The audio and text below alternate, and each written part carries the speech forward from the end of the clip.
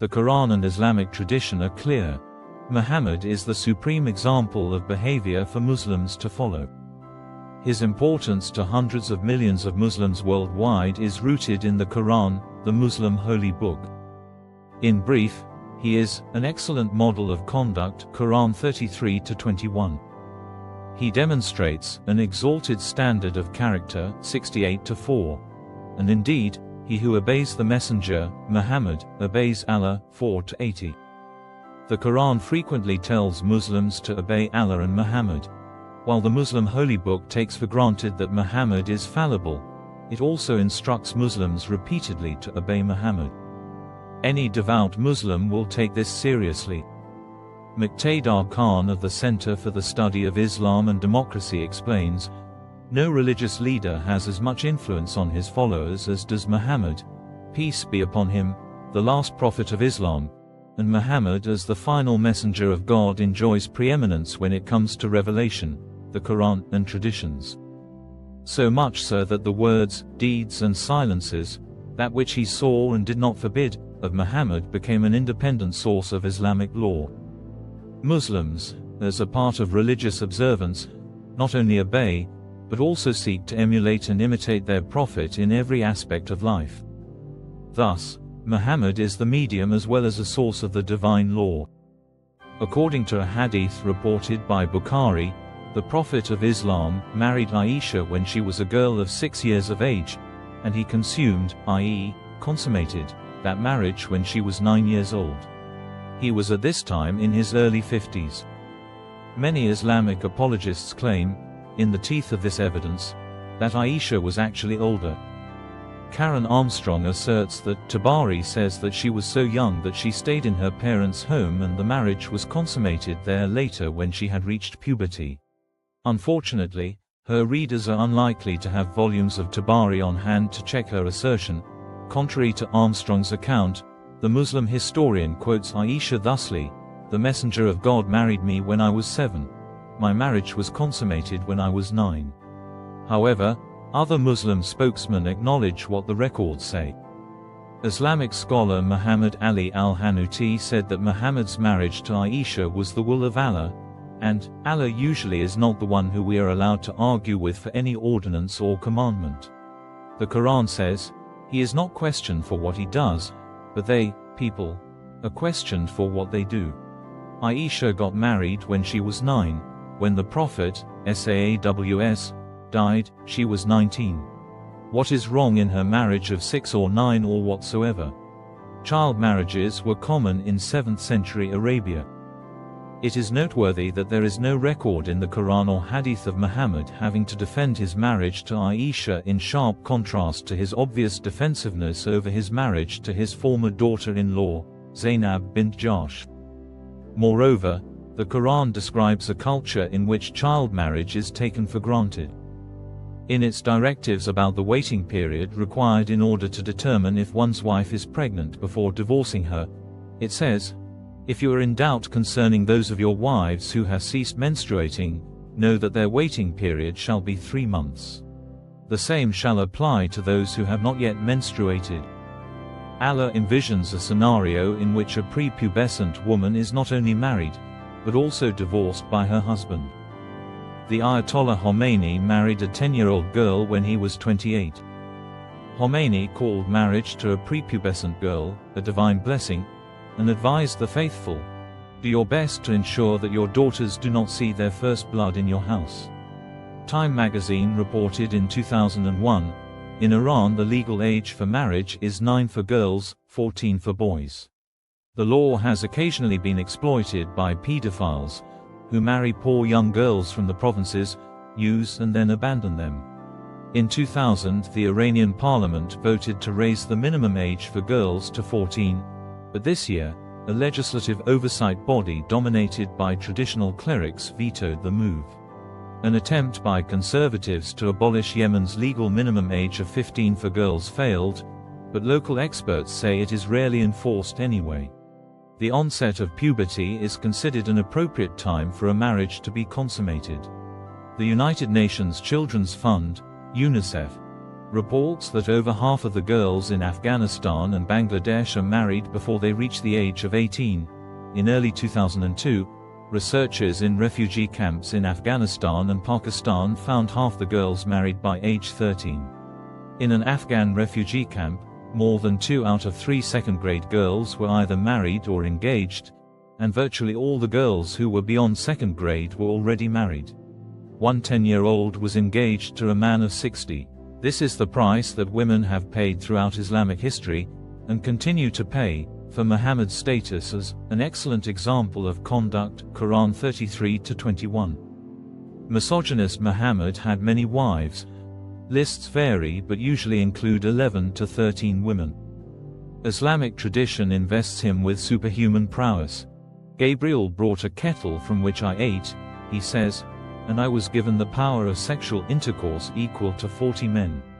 Contemporary Islamic apologists assert, in contrast, that his many marriages were matters not of lust but of cementing political alliances. One Muslim biographer of the Prophet of Islam surveys the circumstances of each of his marriages and concludes, "Thus do we see that each of these marriages had some solid reasons behind it. Passion and lust were not among them." While it is impossible to determine such a thing, there is no doubt that the laws Muhammad laid down for women have given him numerous disadvantages in Islamic societies to this day. The Quran likens a woman to a field, tilth, to be used by a man as he wills. Your women are a tilth for you, to cultivate. So go to your tilth as ye will. It declares that a woman's testimony is worth half that of a man. Get 2 witnesses, out of your own men. And if there are not 2 men, then a man and 2 women, such as ye choose, for witnesses, so that if one of them errs, the other can remind her. It allows men to marry up to 4 wives, and have sex with slave girls, captives that your right hands possess. Also, if ye fear that ye shall not be able to deal justly with the orphans, marry women of your choice, 2 or 3 or 4. But if ye fear that ye shall not be able to deal justly with them, then only one, or a captive, that your right hands possess, that will be more suitable, to prevent you from doing injustice. The Quran also rules that a son's inheritance should be twice the size of a daughter's. Allah, thus, directs you as regards your children's inheritance, to the male, a portion equal to that of 2 females. Worst of all, it tells husbands to beat their disobedient wives. Men are in charge of women, because Allah hath made the one of them to excel the other, and because they spend of their property, for the support of women. So good women are the obedient, guarding in secret that which Allah hath guarded. As for those from whom ye fear rebellion, admonish them and banish them to beds apart, and scourge them. Muhammad also says that hell will be filled with more women than men.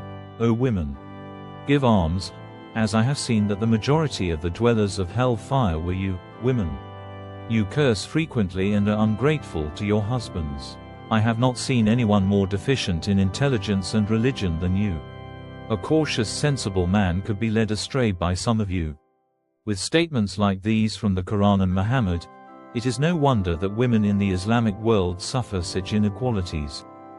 Draconian punishments, 2 stiff penalties, stoning for adultery and amputation for theft, define Islamic Sharia law for many Westerners, and indeed, they are emblematic of its pre-medieval harshness and unsuitability for the contemporary world.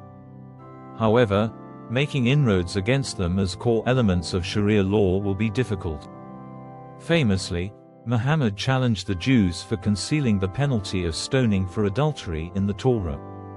Islamic apologists in the West like to point out that the Quran does not contain this command. It only commands lashes for stoning. The woman and the man guilty of adultery or fornication, flog each of them with 100 stripes. Let not compassion move you in their case, in a matter prescribed by Allah, if ye believe in Allah and the last day, and let a party of the believers witness their punishment. 24-2. Allah also directs that adulterous women be confined to their homes until they die. If any of your women are guilty of lewdness, take the evidence of 4 reliable witnesses from amongst you against them, and if they testify, confine them to houses until death declaim them, or Allah ordain for them some other way, these punishments are harsh enough. But at least they seem to hold out some hope that the traditional Islamic penalty of stoning for adultery, which is still carried out in states that enforce Sharia in its fullness, can be mitigated. However, that hope is illusory.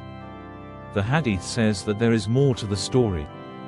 According to Umar, the Quran originally contained a verse enjoining stoning for adultery, but it was inadvertently dropped. Allah sent Muhammad with the truth and revealed the book, the Quran, to him. And among what Allah revealed, was the verse of the Rajam, the stoning of married person, male and female, who commits illegal sexual intercourse. And we did recite this verse and understood and memorized it. Allah's messenger did carry out the punishment of stoning, and so did we after him. I am afraid that after a long time has passed, somebody will say, by Allah, we do not find the verse of the Rajam in Allah's book, and thus they will go astray by leaving an obligation which Allah has revealed. And the punishment of the Rajam is to be inflicted to any married person, male and female, who commits illegal sexual intercourse if the required evidence is available or there is conception or confession. It is difficult, if not impossible, for Islamic reformers to make headway against this when Umar specifically warns against them. The penalty of amputation for theft is even more strongly attested by a verse that remains in the Quran, as to the thief, male or female, cut off his or her hands, a punishment by way of example, from Allah, for their crime, and Allah is exalted in power. The binding words of Allah, applicable then, now and forever. Reverence for Muhammad in Islam. The Quran emphasizes Muhammad as an unparalleled role model for Muslims, establishing him as an exemplary figure with virtues to follow. The Quran, 33-21, and other Islamic texts cement his status as a guiding light for believers. Muhammad's influence on Islamic law. Islamic tradition holds Muhammad's actions and silence as an essential legal precedent. As the last prophet, his teachings are foundational for Islamic law, with millions striving to emulate his conduct. Section 3. The marriage to Aisha. Hadiths recount Muhammad's marriage to Aisha at a young age. Islamic scholars debate her age, while others accept historical accounts stating she was 6 at marriage and 9 at consummation. Historical context of child marriages. Child marriages were customary in 7th century Arabia. These unions reflected cultural norms, with the Quran and Hadith offering no defensive stance on Muhammad's marriage to Aisha. Child marriage in modern Islamic contexts. Islamic clerics such as Ayatollah Khomeini have publicly endorsed such marriages, further suggesting an alignment with religious history. This practice persists in various parts of the Islamic world today. Regional legal norms on marriage age. Countries like Iran and Yemen have historically had low legal marriage ages for girls, sparking debates and legislative attempts to raise these minimum requirements. Child marriage prevalence. Organizations like UNICEF report significant rates of child marriage in regions like Afghanistan and Bangladesh, highlighting entrenched socio-cultural practices influenced by historical precedents. Women's role in Islamic teachings. Islamic texts assign specific roles and responsibilities to women, often portraying them as secondary to men. The Quranic perspectives on women as property or tilth are evidence of this. Inequality in legal testimony. A woman's testimony is considered half as valuable as a man's in Islamic jurisprudence, reflecting deeper issues of gender inequality rooted in religious doctrine. Polygamy in Islam. The Quran permits men to have up to 4 wives simultaneously, a practice justified historically for social and political reasons according to Islamic jurisprudence. Female inheritance rights. Islamic law mandates that male heirs receive a share double that of female heirs, encapsulating gender biases prevalent in traditional legal interpretations.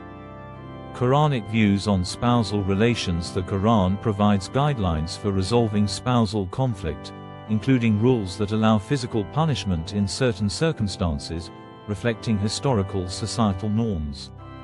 Muhammad's teachings on women and hell. Hadiths suggest that women constitute the majority in hell, based on perceptions of their moral and intellectual deficiencies, which influences contemporary attitudes towards women's spiritual status. Impact of Islamic teachings on women's rights. Scriptural interpretations have resulted in systemic disadvantages for women in many Islamic societies, affecting legal rights and societal status. Sharia law's harsh penalties. Westerners often cite stoning for adultery and amputation for theft as emblematic of Sharia's severe punishments. These reflect ancient societal controls. Section 16. Adultery punishments in Islam. Although the Quran prescribes flogging for adultery, other Islamic texts and traditions uphold stoning as a legitimate punishment, complicating reform efforts. Historical origins of stoning in Islam. Reports suggest a Quranic verse initially prescribed stoning, later omitted yet upheld in hadiths and by influential Islamic leaders like Umar. The difficulty of reforming adultery punishments. Reformers face challenges as traditionalists cite historical texts and Prophet Muhammad's practices to defend stoning as an imperishable command. Amputation as punishment for theft. The Quran explicitly mandates hand amputation as punishment for theft, providing a clear religious justification for this harsh deterrent. Hurdles to reforming theft punishments. Attempts to repeal or replace amputation with modern alternatives confront doctrinal resistance, since numerous Islamic doctrines reinforce these statutes. Gender dynamics in Quranic teachings. Quranic instructions reflect and perpetuate long-standing gender dynamics, affecting women's roles, responsibilities, and rights in Islamic societies. Contextualizing Muhammad's marital practices. Muhammad's multiple marriages are frequently justified as strategic alliances rather than driven by personal desire, supporting broader socio-political objectives. Historical views on women in Islam. Islamic texts often position women as subordinate, influencing prevailing legal interpretations and socio-cultural norms across historical Muslim contexts. Disparities in legal punishments. Under Sharia, legal punishments can differ markedly by gender and social status, revealing deeply embedded inequalities justified through religious interpretation. Islamic legal perspectives on domestic conduct. Guidelines on domestic life embedded in Islamic law often emphasize male authority, supported by both Quranic injunctions and prophetic traditions. Attempts to challenge gender norms. Efforts to challenge and reform gender norms within Islamic societies encounter significant pushback from conservative religious factions invoking traditional doctrines. Islamic family law and gender inequality. Family law practices, deeply rooted in religious texts, frequently position women unfavorably, impacting inheritance, autonomy, and marital rights. Sharia's impact on global perception of Islam. The application and interpretation of Sharia law significantly shape global perceptions of Islam, particularly regarding human rights and gender equality. Influences on modern Islamic jurisprudence. Contemporary Islamic jurisprudence is shaped by a complex interplay of traditional texts, historical practices, and evolving socio-political contexts. Integrated legal reforms in Islamic societies. Some reform-minded Muslims seek to reconcile historical religious practices with modern values, advocating for cohesive legal and societal changes. Advocacy for women's rights in Islam. Organizations and activists within the Islamic world continue to push for reforms that align religious practices with contemporary understandings of gender equality. The role of education in Islamic reform. Education is a crucial tool for fostering reform in Islamic societies, empowering individuals to critically engage with traditional texts and interpretations. Challenges facing Islamic reform advocates. Reform advocates frequently face resistance from traditionalists who view their efforts as a threat to religious authenticity and heritage. The future of gender equality in Islam. The path toward gender equality in Islam depends on nuanced re-evaluations of religious texts and increased dialogue between different schools of thought. Conclusion: balancing tradition and modernity. Balancing respect for Islamic traditions with calls for reform is essential to address gender disparities and adapt religious practices to contemporary values. The rise of court cases involving clashes between civil law and Sharia law in the United States has prompted numerous states to introduce legislation aimed at preventing their courts from acknowledging Sharia law. These legislative efforts, often referred to as ALAC, American Laws for American Courts, have faced significant opposition from groups like the Muslim Brotherhood, which accuse the bill's supporters of promoting Islamophobia. This opposition has resulted in re-election campaigns against proponents of these measures and, in some instances, legal actions to challenge the bills. While many state legislatures have seen these bills struggle to pass, it has been noted that Sharia law is continuing to gain traction in various American institutions without facing opposition. This increase can be observed in several areas, including public schools. A growing number of public schools across the United States have begun integrating Islamic practices into their curriculums and events. These practices include recognizing Muslim holidays, providing halal food options in cafeterias, and allowing Islamic prayer sessions directed towards Mecca.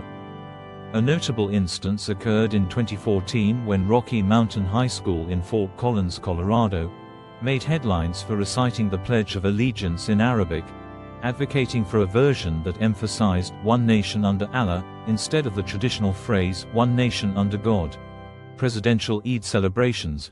The relationship between the American presidency and Islam has also evolved. Notably, Bill Clinton was the first U.S. president to officially celebrate Eid al-Fitr, marking the end of Ramadan, with a White House dinner. This tradition of hosting Eid celebrations persisted, with every president up to Donald Trump continuing the practice from 1996 to 2016. During these events, the act of proclaiming Allahu Akbar, which translates to "Allah is greater," forms part of the ceremony, reflecting a significant acknowledgement of Islamic culture within the highest levels of American political life. Republican National Convention.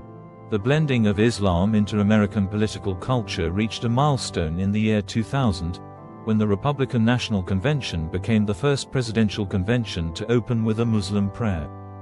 This marked a significant moment, showcasing the inclusion of Islamic traditions within political gatherings traditionally dominated by Christian customs. Cultural integration. The increasing acceptance of Islamic customs in various spheres of American life illustrates a broader cultural shift. The integration of Muslim traditions into schools and public institutions reflects evolving attitudes toward religious diversity in the United States. This change showcases a recognition of the Muslim community's presence and contributions to American society. Legal and social trends. As state legislatures continue to grapple with the implications of Sharia law and its clash with civil law systems, there is a growing need for societal dialogue on the balance between legal frameworks and religious freedoms. The legal challenges and public debates surrounding these issues highlight the complexities of American law in a multicultural society. Public perception. The perception of Islam and Sharia law in the U.S. is shaped by various factors, including political rhetoric, media representation, and personal experiences. As public schools adopt Islamic practices and the government acknowledges Islamic holidays, opinions on these developments vary widely among the American populace, often reflecting broader national discussions on race, religion, and national identity. Legislative landscape. Over the years, attempts to legislate against the implementation of Sharia law in state courts have met with varying degrees of success. While some states have successfully implemented ALAC laws, others continue to face significant resistance, suggesting a contentious landscape for lawmaking regarding religious practices and civil rights. Community dynamics. The emergence of these issues has significant implications for American Muslim communities, which often find themselves at the center of both misunderstanding and political contention. Their increasing visibility in public life, through school events, political engagements, and religious observations, pushes them into a complex position of both representation and scrutiny. Future implications. Looking to the future, the tension between civil law and religious law may lead to deeper societal contemplations about rights, privileges, and responsibilities within a pluralistic society. Continued dialogues about the role of religion in public life, educational systems, and government practices will be essential as America navigates its diverse religious landscape. Conclusion: the ongoing interactions between Sharia law and civil law in the U.S. highlight the complexities of governance and religious expression in a diverse society.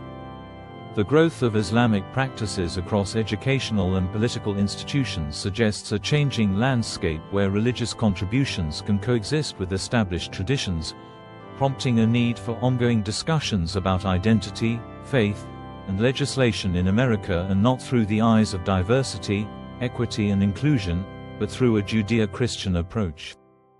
Be vigilant. No Sharia law in the United States.